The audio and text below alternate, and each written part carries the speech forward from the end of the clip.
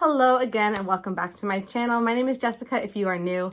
Today I'm really excited because I am filming an introduction for my brand new Pan That Palette project for 2023. And technically this year I'm going to be calling this project the Pan Those Palettes project because as some of you might already know, I'm actually planning on panning 2 separate palettes this next year, which feels really crazy and ambitious, but I've been having so much fun on this panning journey that I just kind of want to challenge myself, up the ante, and see what I can do in a year. Before we start the video, I just want to say Happy New Year to everybody watching this. It is New Year's Eve when I'm filming this, and if you're wondering about this outfit, I really can't explain it. It's just what my hands grabbed for when I got dressed today. I love these leopard overalls. These are from Lucy and Yak, and they are just big and baggy and comfortable, but also really cute and kind of like have a lot of personality. And then, you know, leopard with leopard, more is more. And yeah, I just wanted to leave 2022 in fierce leopard style and enter a new year ready to start fresh. It always feels good to start fresh in the new year. And I have a few resolutions in mind. I love setting resolutions every year. I think that's why I like panning so much. It's kind of like a makeup resolution. So if you would be interested in my New Year's resolutions, and making a video of that, let me know in the comments because I think it'd be fun to share with you just kind of the things that I'm thinking of focusing on in this year of my life. Without further ado, let's get into this video and introduce those palettes that I will be working on in the coming year and trying to get as much progress on them as possible. So many of you already know those 2 palettes are right here, the Lorac MegaPro2, which has seen better days. I could have cleaned it for this occasion, but I didn't. Maybe you'll see that in a future update. And also this Tarteist Pro To Go palette, which is just a little tiny 6-pan mini palette. And my goals for these are a little bit different since this is such a tiny, petite little travel palette. And this one is such a mega pro honkin' monster. So I'm gonna tell you the different goals that I have for these palettes and then briefly go through and just let you know what the status is of the palettes as of now, where we're at with certain shades, and where we hope to get to. The first palette I'm going to talk about is this mini palette, the Tarteist Pro To Go. There are 6 shades in this palette, and they're quite neutral, and I've had this palette for probably like 5 or 6 years. I loved having this for my travel makeup bag. Back when I used to work 2 different jobs, I would work one job early in the day, and then change and get ready in my car with my little mini makeup bag and then work at a restaurant at night. And this is where that palette lived. And I loved it. It was really easy to use. I could get a very basic look out of it, and it was very small and petite. I was specifically looking for a small 6-pan palette, which at the time there weren't that many of them, at least not in the high end range, but now there's a lot more options to choose from. But I love the more warmer tones of this, and there was like one other one that they had at the time that had more cooler tones. So this is the one that I gravitated to at the time, which now I would probably gravitate towards more the cooler toned ones. As you can see today, I've really been digging these cooler toned looks recently. I digress as I bring in a warm palette into my Pan That palette.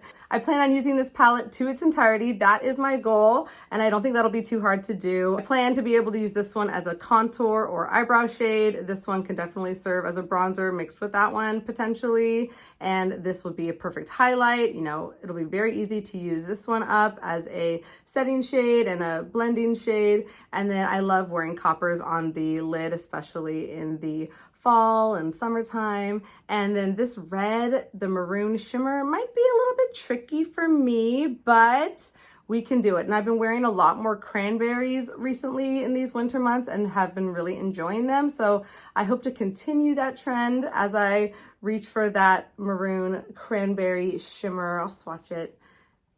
It's pretty. I could definitely wear this on a daily basis. So we will get there. It's just going to be a little bit of an extra challenge for me to reach for that one regularly. I'll go through these shades real quick and just let you know where they're at. We have Drive here with a nice cream bone color shadow. It's kind of dark to be a setting shade, but it'll work well as a transition blender. And that one has, sorry, it's so reflective. I hate how they do that. It's going to be a pain in the butt showing this to you all year.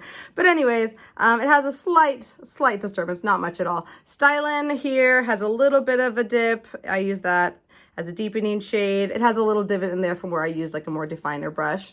Boss has a pan in it, thank goodness. That was a part of my Pan Those Eyeshadows project.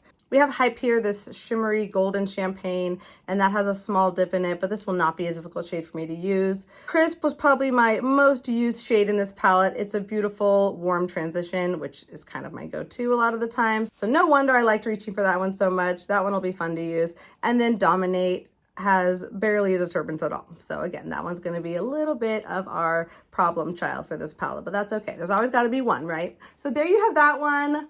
I've never emptied out an entire palette. That's why I wanted to grab a small one with a small amount of shades that I knew and felt confident I could completely empty in the span of a year, because I didn't get to do that in my last Pan That Palette project.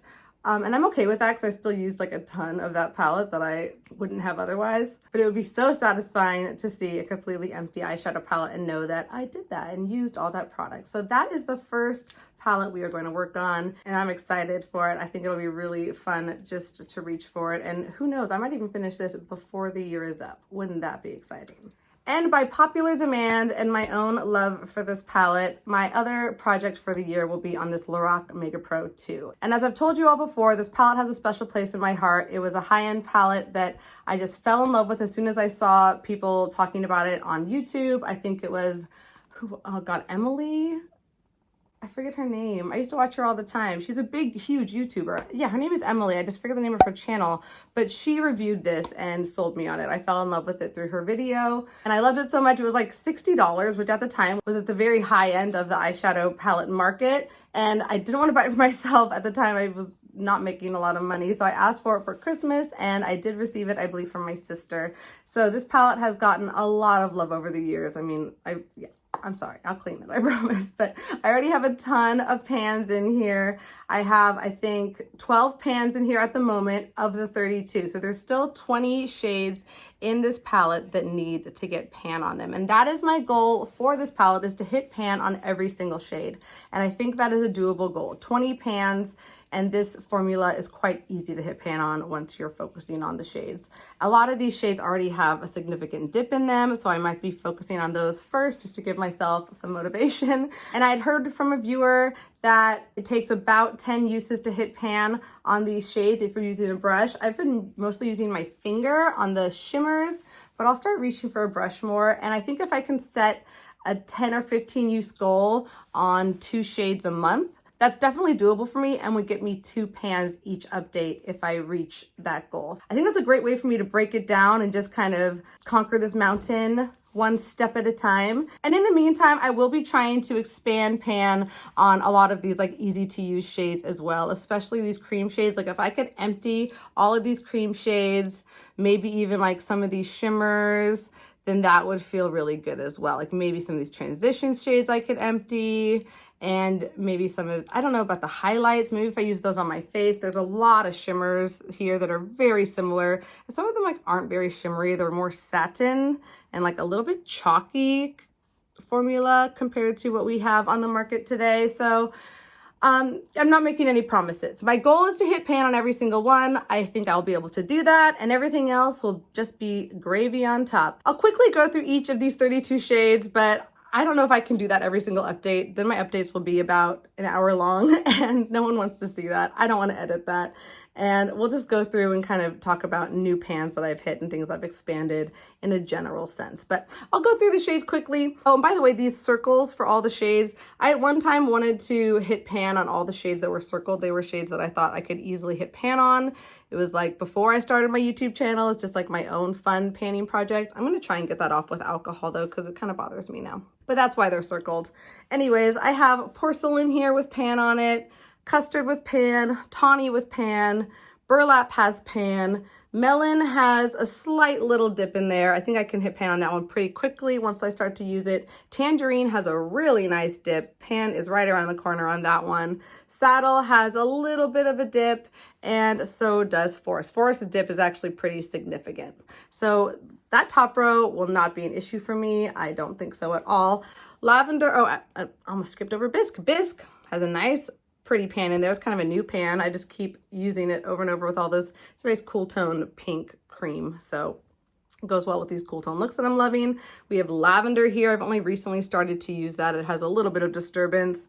Purple, the purple shade purple has again a little bit of a dip, not much. We have Sorbet with a nice dip in it, and Goji has a pan. I love this shade. It's one of my favorites in the palette.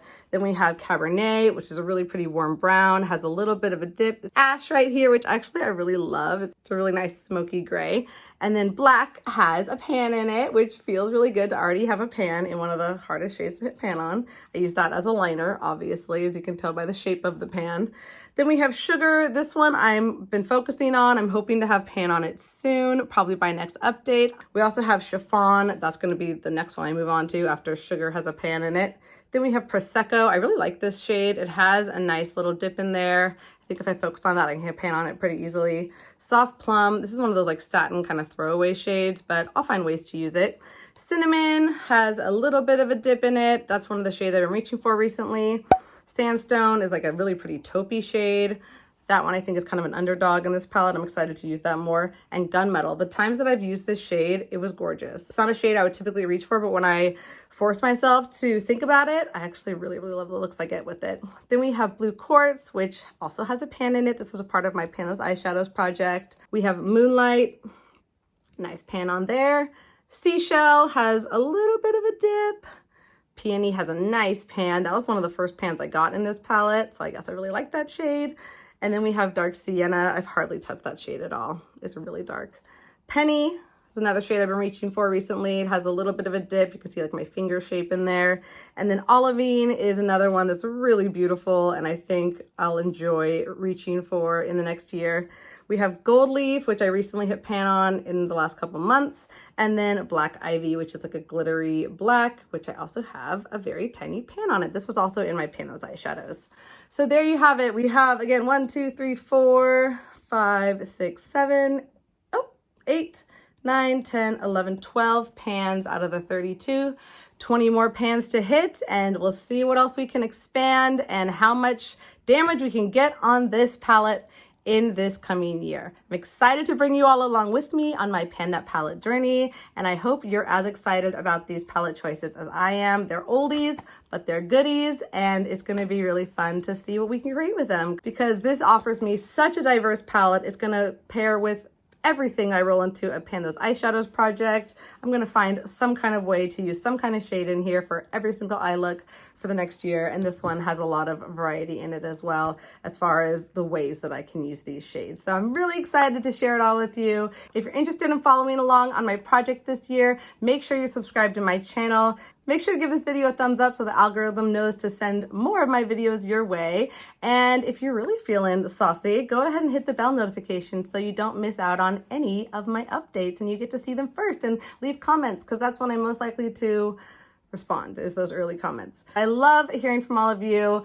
I can't wait to see you in all of my project panning videos this year. I hope you're having a very happy new year wherever you are, and that your next year is happy and healthy. With that, take care, and I'll see you soon.